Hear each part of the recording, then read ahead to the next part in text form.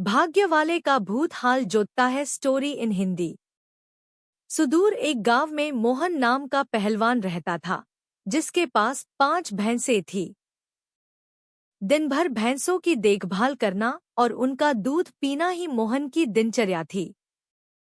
भैंसों का दूध पीते रहने के कारण वह काफी बलवान हो गया था। मोहन अपने बचाव और सहारे के लिए एक लोहे की छड़ हमेशा साथ रखता था। इस कारण कोई भी मोहन को एक बार देख लेता तो उसकी हृष्ट-पुष्ट काया व शक्तिशाली शरीर को देखकर डर जाया करता था। मोहन का पूरी दुनिया में कोई नहीं था तो उम्र बढ़ने के साथ उसे अपनी शादी की चिंता सताने लगी थी। इसलिए वह अक्सर लोगों से पूछा करता था कि उसकी शादी कहाँ और किससे होगी। लोग उसे देखकर डर जाते व उसके सवाल का जवाब न दे पाते थे। इस पर मोहन उनके साथ मारपीट किया करता था, जिसके चलते लोगों ने उस रास्ते से ही गुजरना बंद कर दिया था। एक बार किसी दूसरे गांव का एक ब्राह्मण और एक हमाम किसी विवाह समारोह में शामिल होने जा रहे थे। रास्ते में उन्हें मोहन मिल गया। मोहन ने ब्राह्मण को देखा तो उसने दोनों को अपने पास बुलाते हुए कहा कि आप तो मुझे ज्ञानी नजर आते हो, बताइए मेरी शादी कब और कहाँ होगी। इस तरह पहलवान का सवाल सुनकर दोनों ठिठक गए। हमाम काफी चतुर था, उसने सोचा कि अगर हम इससे बहस करेंगे तो इसके बल के आगे हमारा कोई मुकाबला नहीं।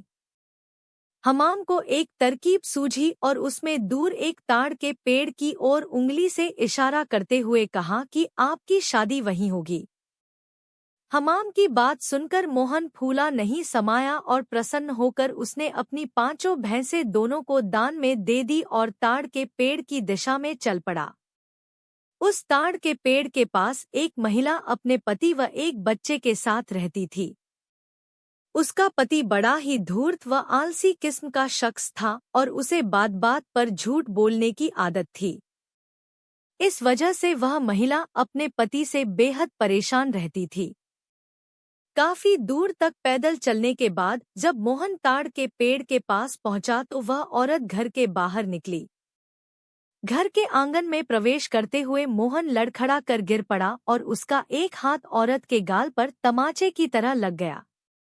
औरत को लगा कि पहलवान जरूर उसके पति को जानता होगा। अपने एक हाथ से गाल मलते हुए औरत ने पहलवान को अतिथि कक्ष में बैठने के लिए कहा और उसे जलपान कराने लगी। इतने में औरत का पति वहां पहुंच गया। एक पराये मर्द के साथ अपनी पत्नी को देखकर वह गुस्से से मोहन की ओर इशारा कर पत्नी से पूछने लगा कि यह शख्स कौन है। औरत ने डरते हुए कहा कि उसे लगा कि वह परिचित है, इसलिए उसने उसे भीतर आने दिया।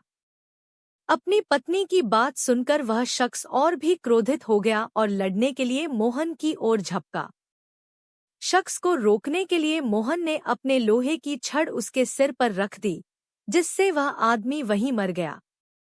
यह सब दृश्य देखकर उसकी पत्नी रोने लगी। माहौल को देखकर पहलवान वहां से जाने लगा तो उस औरत ने मोहन को रोक लिया और कहने लगी कि उसके पति के अलावा घर में कमाने वाला कोई नहीं था और उनकी मृत्यु के बाद अब तुम्हें हमारे साथ ही रहना होगा। इसके बाद मोहन उस औरत के साथ उसी घर में रहने लगा। मोहन को भैंसों का दूध पीने के अलावा कोई काम नहीं आता था।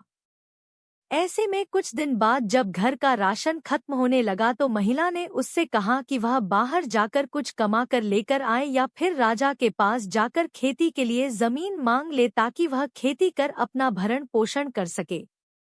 महिला की बात सुनकर पहलवान अपने लोहे की छड़ उठाए राजमहल की ओर चल पड़ा।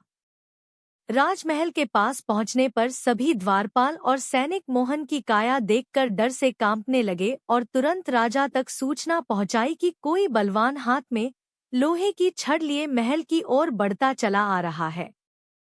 सूचना पाकर राजा ने तुरंत अपने मुंशी को बुलाया और उसे तत्काल पहलवान के पास जाकर आने का कारण पूछने को कहा।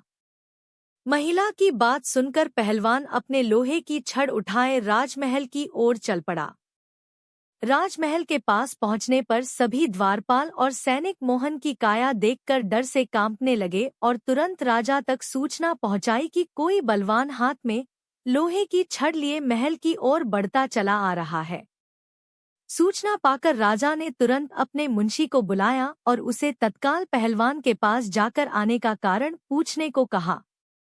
पहलवान मुंशी को खेती के लिए जमीन मांगने की अपनी विनती बताता है।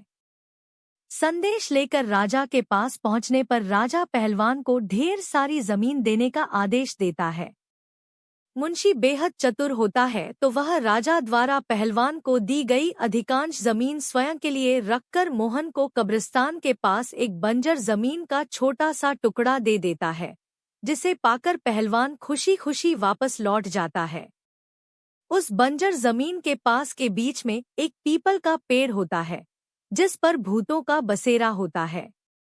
जमीन को फसल उगाने योग्य बनाने के लिए जब पहलवान जुताई शुरू करता है तो पेड़ के कारण उसे खेत जोतने में परेशानी आने लगती है। मोहन उस पेड़ को उखाड़ने की ठान लेता है और अपनी लोहे की छड़ से उस पर प्रहार करता है, जिससे करीब 150 भूत पेड़ से नीचे गिर जाते हैं और गुस्से से पहलवान की ओर लड़ने के लिए दौड़ते हैं। पहलवान अपनी छड़ से सभी भूतों के छक्के छुड़ा देता है। पहलवान से जीतना असंभव जानकर भूत मोहन के सामने पेड़ न काटने की गुजारिश करने लगे। भूतों ने कहा, यह हमारा घर है, हम कई साल से यहाँ रह रहे हैं, हमारे घर को मत उजाड़ो। भूतों ने इसके बदले खेतों में काम कर उपज मोहन के घर पहुंचाने का प्रस्ताव रखा। मोहन को भूतों पर दया आ जाती है और वह उनका प्रस्ताव स्वीकार कर घर चला जाता है। इसके बाद से भूत समय समय पर पहलवान के घर हर फसल पहुंचाने लगे। एक बार उन भूतों का गुरु उनसे मिलने आता है। सभी भूतों को दुबला पतला व कमजोर देखकर वह उनकी दुर्दशा का कारण पूछता है।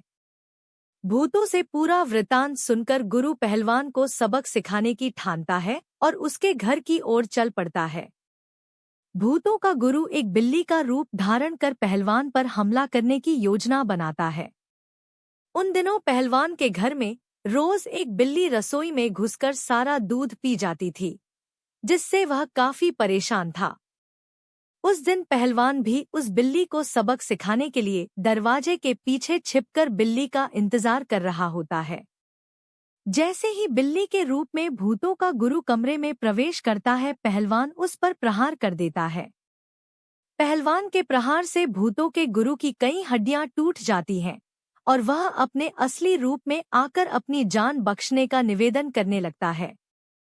मोहन ने भूतों के गुरु को छोड़ने पर खुद के लिए सजा चुनने के लिए कहा। ऐसे में भूतों के गुरु ने कहा कि उसे बख्शने पर वह राशन की मात्रा दोगुनी कर देगा। भूतों के गुरु की इस बात पर कुछ देर विचार करने के बाद पहलवान उसे छोड़ देता है। पहलवान के घर से निकलकर भूतों का गुरु सीधे अपने शिष्यों के पास जाता है। शिष्यों के पूछने पर वह उन्हें पूरा वृतांत बताता है और कहता है कि अब से पहलवान के घर भेजने वाले राशन की मात्रा दोगुनी करनी होगी। कहानी से शिक्षा: अगर आपका भाग्य बलवान हो तो विपत्तियां भी अवसर में बदल सकती हैं।